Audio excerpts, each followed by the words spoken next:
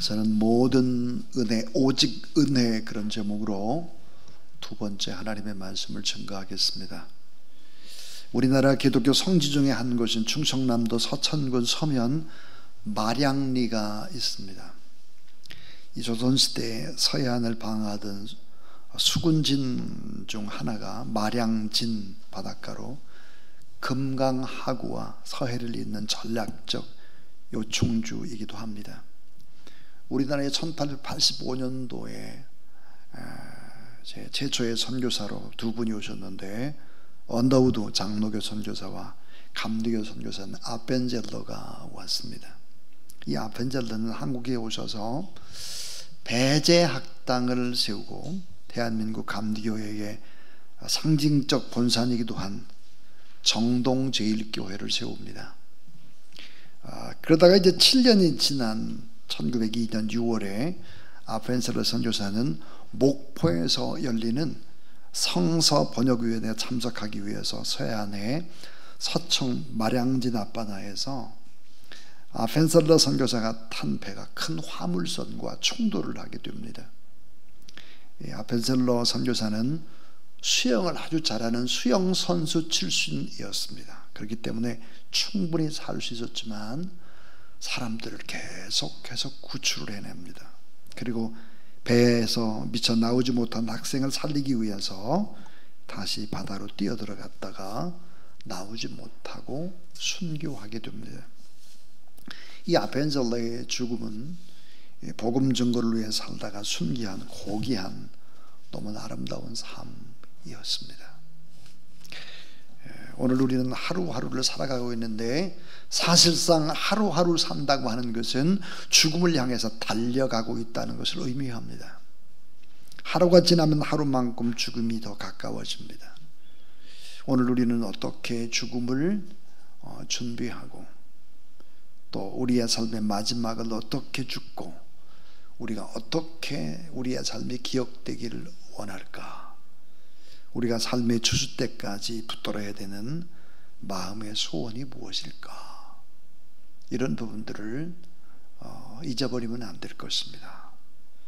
사도 바울이 우리에게 도전을 주는 것은 로마에서 사도 바울이 순교한 것이 아니라, 우리에게 도전을 주는 것은 살아있는 동안에 최선을 다해서 복음을 증거하는 것입니다. 그리고 주님을 위해 살아간 것이죠. 순교는 삶의 목적이 아니라 삶의 열매인 것입니다. 하나님의 은혜로 부르심을 따라 살다 보면 어떤 사람은 정말 하나님의 은혜로 순교의 열매를 맺을 수가 있는 것입니다. 자, 우리의 삶의 목적, 목표는 무엇일까? 순교에 있는 것이 아니라 하나님의 부르심 따라 그 은혜 안에서 끝까지 허락된 인생의 길을 주의 복음과 함께 그렇게 살아내는 것입니다. 오늘 말씀에 히스기야는 죽을 병에 걸립니다. 다시 말해서 히스기야는 한센병, 문둥병에 걸리게 되는데, 기도함으로 말미암아 이 죽을 운명에서 다시 살아나는 기적의 얘기 우리가 너무 많이 들었습니다. 자, 히스기야 왕이 죽을 병, 저주받을 병에 걸렸는데, 하나님의 선지자 이사야가 찾아와서 히스기야에게 죽음을 준비하라, 하나님이 말씀하셨다. 청천벽력 같은 죽음의 통보였습니다. 그런데 히스기야는 이 죽음과 사는 기로에 있어서 하나님 앞에서 통곡의 기도를 드립니다. 그래서 하나님이 응답 주시죠. 하나님의 은혜로 생명이 15년이 연장이 됐다 하는 것입니다. 자, 죽을 운명이 하나님의 은혜로 기적같이 살아난 것입니다. 그래서 열왕기하 20장 2절에 보니까 히스기야가 낯을 벽으로 향하고 여호와께 기도하여 이르되 그랬습니다. 자, 히스기야의 위대함이라고 하는 것이 뭘까? 한 나라에 힘 있는 왕인데 이 왕이 병에 걸렸다. 명의를 구하고 약을 찾고 나라가 요란할 것입니다. 그러나 히스기야는 이사야의 말대로 죽음 앞에서 기도합니다. 얼굴을 벽으로 향했다. 그 말은 뭐예요? 다른 것은 전혀 쳐다보지 아니하고 하나님만 바라보고 간절히 부르짖어 기도했다 그 말이죠. 하나님 안에서 해답을 찾겠다는 결단이었습니다. 하나님 앞에서 길을 찾고 뜻을 찾겠다고 하는 믿음, 간절한 이 벽을 바라보며 하나님의 은혜와 긍휼을 구합니다. 이때 놀라운 세 가지의 기적이 일어나게 되는데요. 그 첫 번째가 뭘까? 자, 기도는 하나님의 은혜로 개인의 운명을 바꾼다 하는 것입니다. 하나님의 은혜로 개인의 운명을 바꿔놓는다. 기도하면 하나님의 은혜가 작동하는데, 기도하면 기적이 일어나서 결국은 개인의 인생이 변화된다는 것입니다. 내가 내 날에 15년을 더할 것이라, 이렇게 말씀했죠. 자, 여러분, 은혜라고 하는 것은 성경으로 관통하고 있는 아름다운 단어입니다.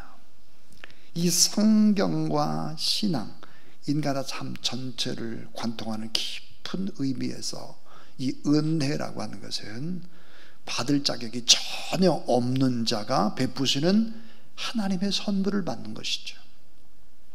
인간의 공로가 아니라 오직 하나님의 사랑과 긍휼 때문에 자, 생명을 새로 얻고 용서를 받고 또 사랑을 받고 평강을 얻고 구원을 또 받고, 이게 모두 다 뭐예요? 은혜가 우리 안에 주는 선물입니다. 자, 여러분 따라하세요. 은혜는 관계의 숨결이다. 은혜는 관계의 숨결입니다. 하나님의 마음이 인간의 마음속으로 흘러 들어오는 사건이죠. 그래서 은혜는 흘러 들어가는 사랑과도 같습니다. 우리 안에 하나님의 사랑이 흘러 들어오는 거예요. 관계의 숨결인 거예요. 내 안에 하나님이 살아 숨쉬는 숨결, 이런 걸 느끼는 것이죠. 히스기야는 죽을 뻔해도 15년 생명 연장을 받았습니다. 기도는 뭘까요? 반드시 개인의 운명을 바꿀 수 있다는 거예요. 그런데 개인의 운명만 바꾸는 것이 아닙니다. 여러분, 참 우리가 하나님 앞에 기도에 온 힘을 기울여야 되는 이유는, 기도는 개인의 운명을 바꿀 뿐만 아니라 두 번째는, 기도는 하나님의 은혜로 나라의 운명도 바꿀 수 있습니다 하는 거예요. 참 히스기야가 하나님 앞에 간절히 기도했더니 덤으로 나라와 민족도 그 운명이 바뀌는 거예요.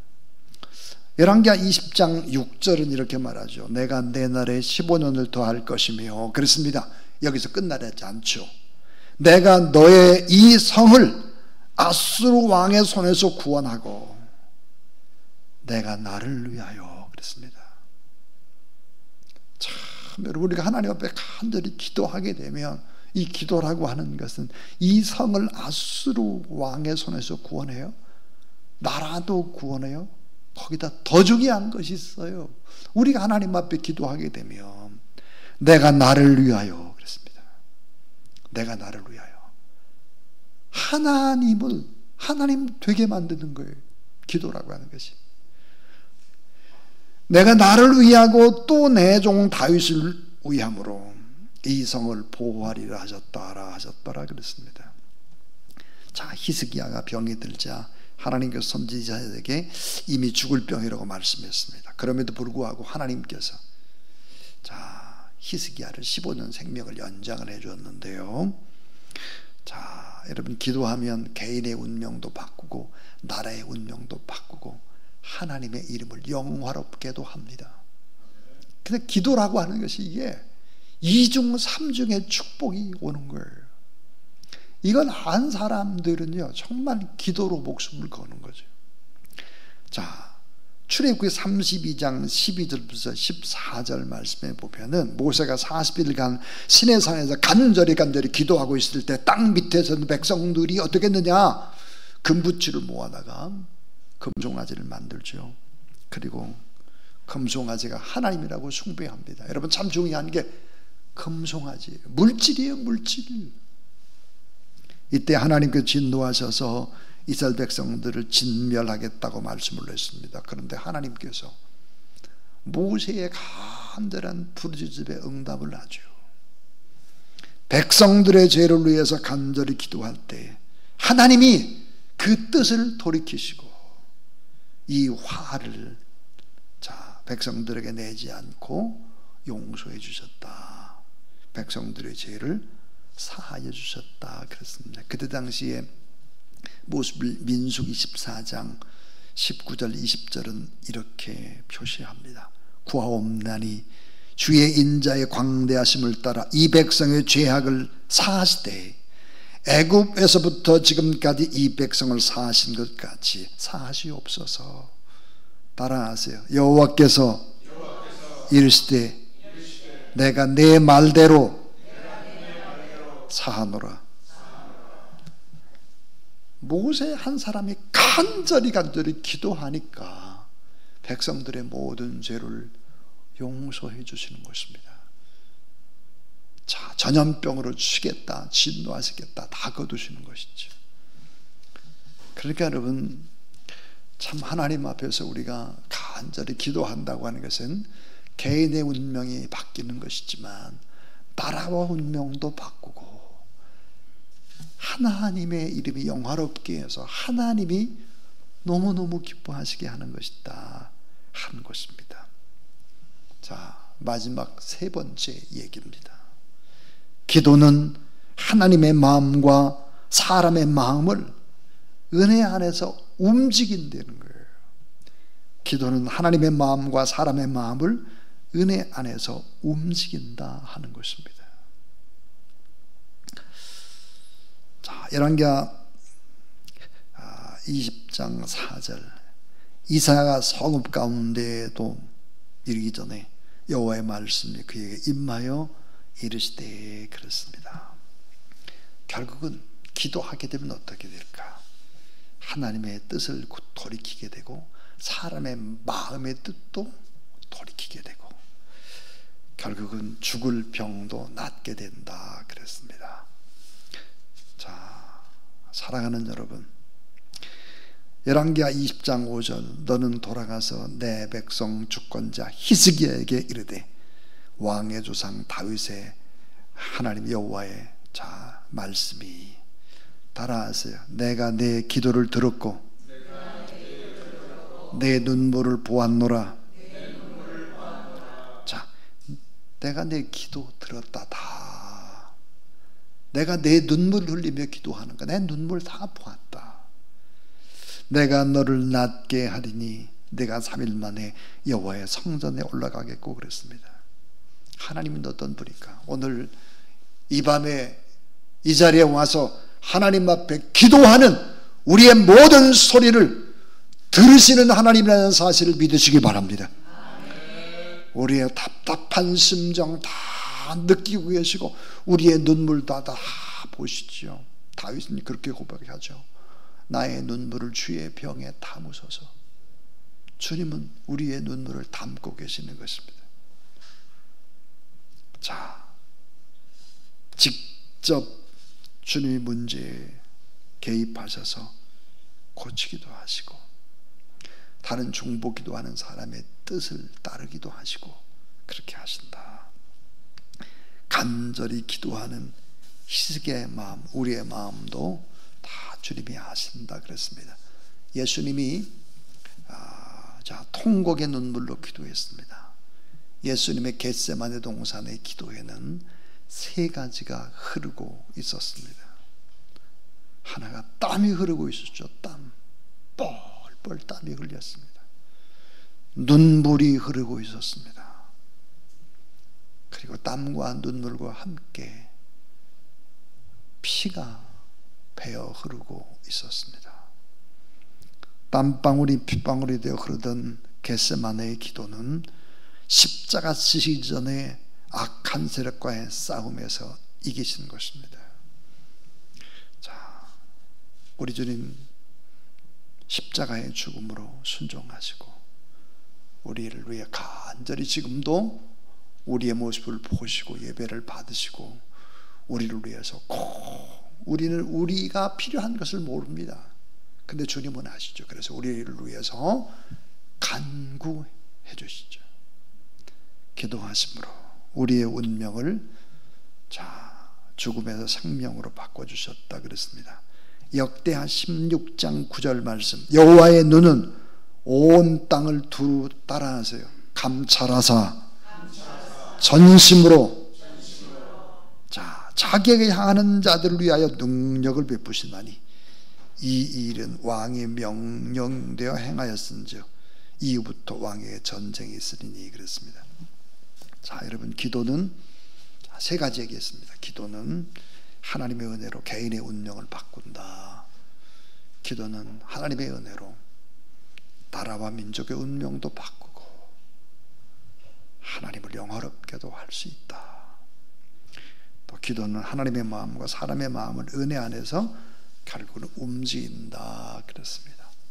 여러분, 답답한 여러 가지 일들이나 내가 아뢰을 수 없는 많은 관계성의 문제나 물질의 문제나 질병의 문제나 이런 거 다 하나님 앞에 아래에서 기도하고 고침받고 회복되는 여러분 되기를 바랍니다. 그런데 마지막 결론이 훨씬 더 중요합니다. 기도에 응답받는 것보다 더 중요한 것이 있습니다. 그게 뭘까 하는 거예요. 오늘 설교의 핵심은 결론입니다. 결론. 이 결론을 잊어버리면 정말 안 되는 거죠. 지금까지 제가 설교했던 거는 여러분 많이 들은 설교예요. 다 들었어요. 근데 결론을 잘 못 듣는 경우가 있죠. 그게 뭘까? 히스기야가 병 고침 받은 후에 15년 동안 덤으로 더 살았는데 이 15년의 삶이 어떠했는가 하는 것입니다. 우리가 하나님의 은혜를 받고 부자가 되고 병 고침 받고 삶의 문제가 해결되고 난 다음에 일이 잘 될 때 어떻게 될까 하는 거예요. 히스기야, 너무 안타깝습니다.